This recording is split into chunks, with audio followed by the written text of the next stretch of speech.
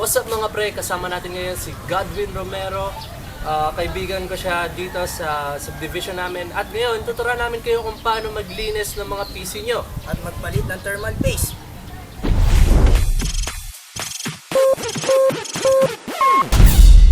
Okay, ang mga gagamitin sa panlinis ng PC ay unang-una, basahan. Pwede naman to pero mas preferred kung fiber cloth siya. So, next is screw. Siyempre, paano mo naman kakalasin ng PC kung hindi mo kakalasin yung mga screws niya? Screwdriver.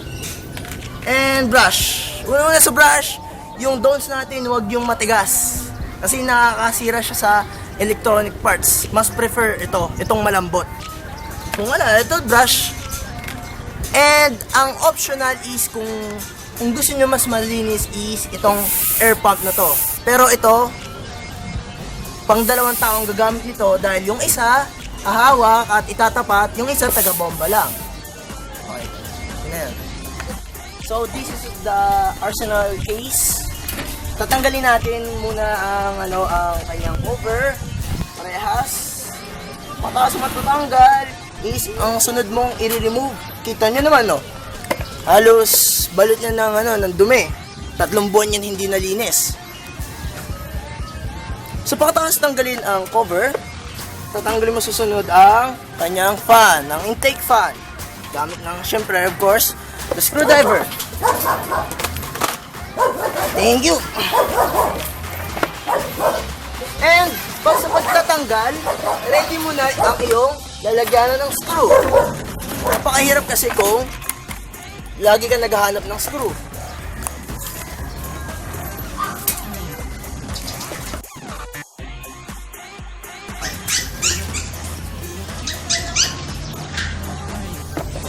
Okay na. Game. So, pagkatapos matanggal ang cover, kita nyo yung fan, madumi pa rin. Tanggalin nyo naman yung kabila. Optional yan eh. Kung tatanggalin nyo pa rin ba o hindi. Pero sa akin, tinanggal ko pa rin yung kabila. Kasi madumi. Yeah, madumi.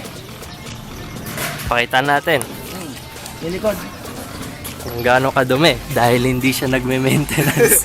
Uy, 3 months lang ako hindi nakapag-maintenance, no? Actually, wala po 3 months yun eh. O, game. Nawala yun talagang hotel sa battery. Okay, next.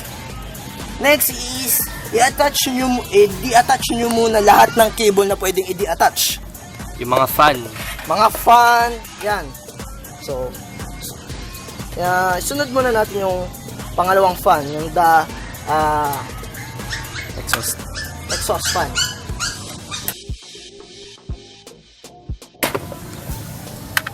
Ito niyan. And, pag natanggal na, ito na, and this is the moment. Unahin nyo, tanggalin muna ang mga fan. Dahil sa gabal yan eh. Walang hiya.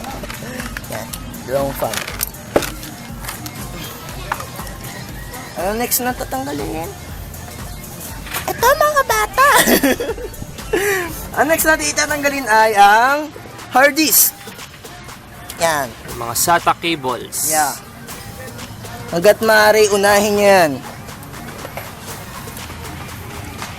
So, nagtatanggal pa lang tayo ng mga wires ngayon. Wala pa tayong nililinis pa talaga. Kasi mahirap maglinis kapag maraming nakaharang eh. Yes. Yun yung isa sa mga rules. Tanggalin nyo muna lahat bago nyo linisin.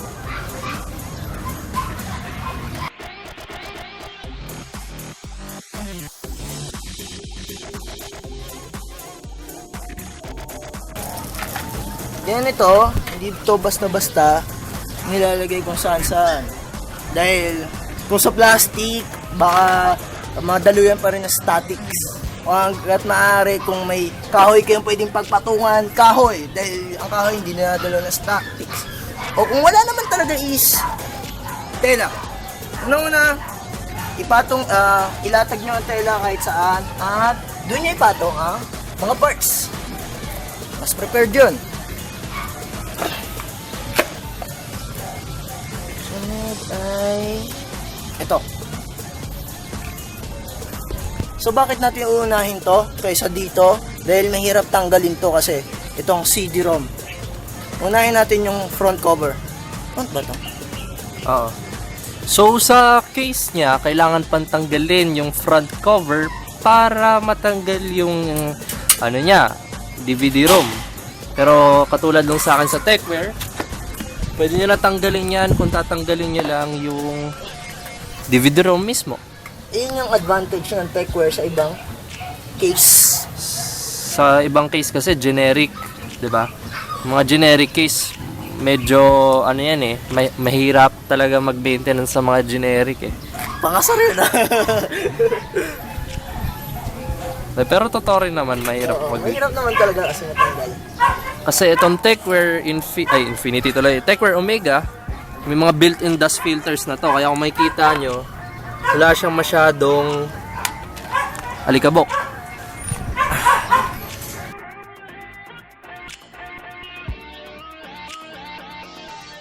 Okay, paano tanggalin ng front cover ng isang generic na case? Sige lang, pakataas tanggalin ang screw na magkabila, pakataas mabumalik-baliktad, ito, tatanggalin mo na rin yan. Shit. Bago mo tanggalin, huwag mo agad biglain. Dahil itong cover nito, may mga wire pa na nakakabit sa motherboard. So, Tawag dyan, front I/O wires. So, yan, wag nyo muna tatanggalin kaagad kasi baka masira yung front panel wires nyo. Oh shit. Takot ako dun. Ano ba? Yan. Ang pagtanggal na nito dahan-dahan. Bakit? Para masiguro nyo baka may mga hindi pa natanggal at hindi maputol. So natanggal ko ng dahan-dahan. Cover. Walang sumabit na wire. Ang sunod. Sunod natin tatanggalin ang CD-ROM. Yan. Tsaka pa lang natin matatanggal ang CD-ROM pakataas ng maraming step. Okay, patas ko tanggalin yung mga screw na naka-attach sa CD-ROM. Matatanggal na natin paharap. Dahan-dahan. Ngayon, pataas sa tanggal. Yun pa rin ang rule. Lalagay mo sa tela. See? Yan yung use ng tela. Hindi lang basta pampunas yan. Mapatong din yan. Napaka-importante. So, dapat ang gagawin is tatagilid na natin. Pataas natin matanggal ang lahat. Pwede na natin itagilid. Pataas na yung sunod natin tatanggalin ng mga SATA cable na nakakabit sa motherboard. Yes. Sige. Makikita nyo itong SATA cable na to. Ito. Minsan kasi hugutin nyo lang yan nang hindi nyo napipindot ito. Okay na. Pindutin ito. Kailangan yun. Ito, hindi to kailangan ng ingat. Tapon nyo lang yan. Yeah. So De, next, joke lang. Pero, syempre, kailangan rin mong maingat kahit cables. next natin tatanggalin ay ang RAM. Bakit yung RAM kaysa sa mga cable dito? Kasi pag tatanggalin natin yan, nakaharang yung RAM. So next ay yung RAM. See, paano tanggalin? RAM. Ito, hindi to basta tinatapon na. Lalagyan natin yan dyan. Okay. Sunod natin tatanggalin ay... Ito na yun, depende sa inyo. Unahin nyo ba yung fan o ito? Pero sa akin, fan muna. Let's go with the fan. Yan, pataas mo matanggal ang screw. Sunod nung tatanggalin ang cable. Nakakabit sa motherboard. Siyempre pag natanggal mo siya, iiwalay mo ng mga screw. Lagay the screw sa kanyang kailalagyan at ito sa mga fan. Ta-da-da-da! Okay, pagkatapos mo matanggal ang fan, tatanggalin natin ang mga cable nito. Ang 20-pin cable at ang 4-pin cable. Yun, tinanggalan nila yung 24 tsaka yung 4-pin. So, Kung makikita nyo rin, wala na yung RAM para mas madaling matanggal to. RAM RAM.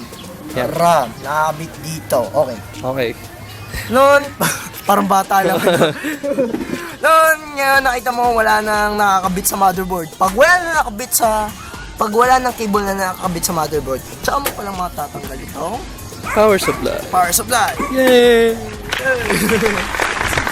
Yun, natanggal ko na kasi yung mga screw niya, kaya i-attach na lang natin yan. I-attach, i-attach yata yun. Ito kahit saan yan. Kahit saan yan? Hindi. Dito yan. Ano ba yun? Wala naman electronics part yan, Better be safe than sorry. So nakita niyo yung case, motherboard na nakakabit dyan. Yun na lang ang tatanggalin natin.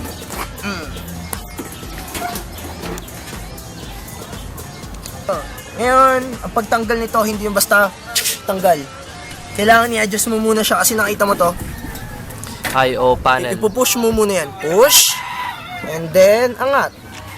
Push, angat. Ganun lang kadali yan. May tanggal pre, oh. Hindi kaya makaka-apekto to. Saan natin ito ilalagay? Wala na, diba? Wala Hindi, na. pwede naman ipatong siguro. Hindi, delikado. Status. Sige, patong mo pero wag mga guys, wag tularan. Huwag tala. Ano na? Mas maganda Hindi, dito na lang. Pwede naman dito, diba? Oh. So, useless na tong generic case na to. Diyan na yan.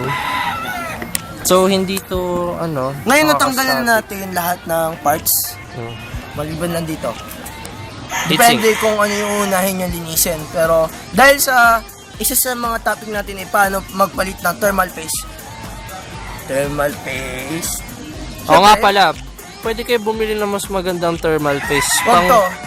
Pang demo use lang to. Kasi, China to kadiri to Tinanggal pa namin, yung brand. Para hindi sila mapahiya. Oo. Alam mo, ito sa mga experience ko, isang beses ko to ginamit. Konti lang pinatak ko. Pagkatapos ng 1 month, tinignan ko to sa cabinet, ubus na siya lahat. At nakita niyo to, kalahati lang siya. Ito yung brad job. Yan. Sige na. May comedy. Okay. May iba-ibang klase ng pagtanggal ng heatsink. Depende yung kung anong klaseng motherboard. So, ang motherboard ko ay ang MSI at ang aking processor ay AMD 86. Yeah. Yeah. Kung AMD kayo, iba yung heatsink at kung Intel kayo, iba rin yung paraan ng pagtanggal ng heatsink. Yes. So sa processor yan, hindi sa motherboard. sa AMD, gito magtanggal. Lift yung handle. No lock. Lock pala. Basta, sige, ikaw na. ikaw na yung magaling. So, ito, tatanggalin nyo yung this lock something and paano magtanggal ng heatsink, hindi basta tanggal. Kailangan usog nyo muna. Iniikot, onti-onti. Tas, yan. Makikita nyo, dumi. Dumi, di ba? Ayan parang sinalanta ng bagyo. Sige na, konti. Sige. Tapos, paano ba to? Kuya Ishi, paano ba ito tiyatagal? Lilinisin. Makikita nyo, may thermal paste pa Kaya tatanggalin rin natin yan. Sige, pakita mo. Ngayon, paano ba tinatanggal ito? Hindi pwede ang pampunas lang. Pwede naman pampunas pero hindi siya ganung alinis talaga. Mas prepare namin ang Bulak. Naka-blurred pa yun, pre. Dapat blurred yun. Okay lang yun. Bulak lang naman yan. o tissue paper. Mas prepared namin talaga yun. So, paano ba maglinis? Ang host nyo, ang ginagawa niya, alcohol. So, yung guest host nyo, hindi kailangan ng alcohol. Tipid tayo. Paano ba? So, kung wala kang alcohol... Bulak lang talaga. Bulak lang talaga. Yun talaga ang ginagamit ko. Pero guys, Wag gayahin. wag gagayahin kasi kailangan talaga ng alcohol kapag maglilinis ng thermal paste. Kasi kapag may natirang thermal paste sa processor nyo, tas naglagay kayo ng bago, maghahalo yung dry at saka yung bago, so magiging useless lang nung nagpalit kayo.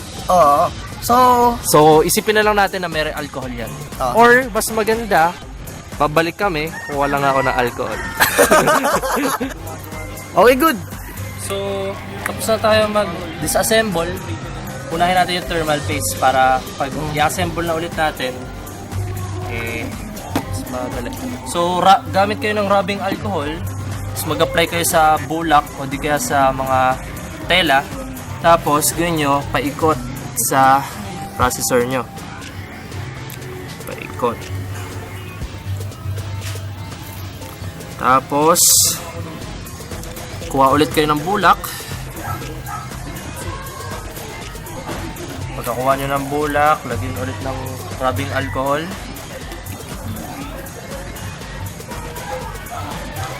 Tapos, paikot ulit. Lagi lang paikot. Yan.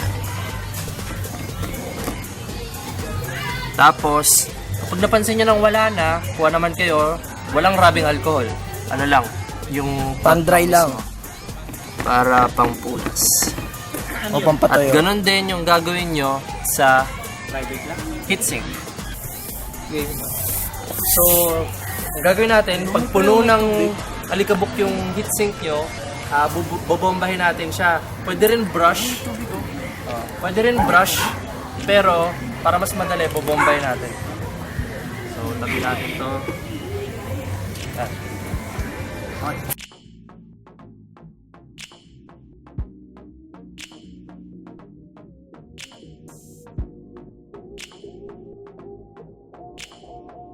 And next nating linisin ay ang motherboard. So, paano ba linisin ito? Ipapakita sa'yo ng PIC nyo. So, bobombahin niya ako taga-tutok.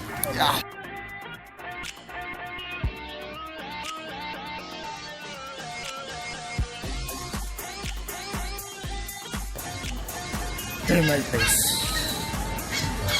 Tanggalin mo syempre ang takip. At paano ba hindi natin naubusin ang thermal paste dito? Yung tama-tama lang. Paano ba yung tama-tama? Siguro mga gito. Okay yan. Dot method. Yeah, that method.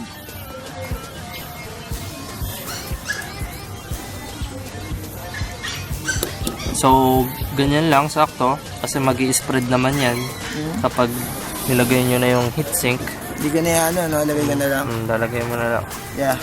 Where's... Nasaan yung lock? Ayun. Ito yung lock. Yan. Ready nyo palagi ang rock. Ang lock. Rock ulit. So, ilalagay nyo lang yung... Yan. Didiinan. Pwede nyo ganyan para kumala. Tapos, ilalak nyo. So, iba-iba rin yan kasi meron tayong Intel heatsinks din na syempre iba yung itsura, iba yung form. Iba yung Pero style. sa AMD ganito. Iba yung trick. Dito data. Dito yata, ayan.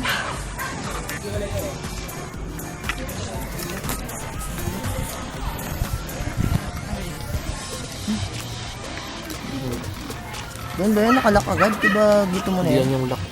Dito lock. Nalagay ko na. At nalock ko na. Tapos. So, lilinisin naman natin yung mga fan na tinanggal natin kanina. Ngayon, pupunasan natin ang fan. Bakit? Kasi hindi siya tinatalulan dito. Malakas ang kapit ng alikabok.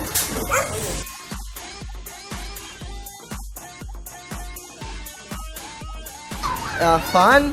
Actually, nalagnisan na natin lahat ng fan. Kakabit lang natin. Unahin natin ito. Ang fan ng heatsinker.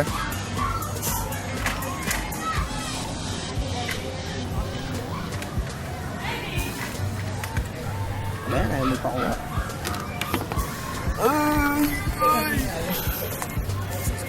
Okay, paano ba to?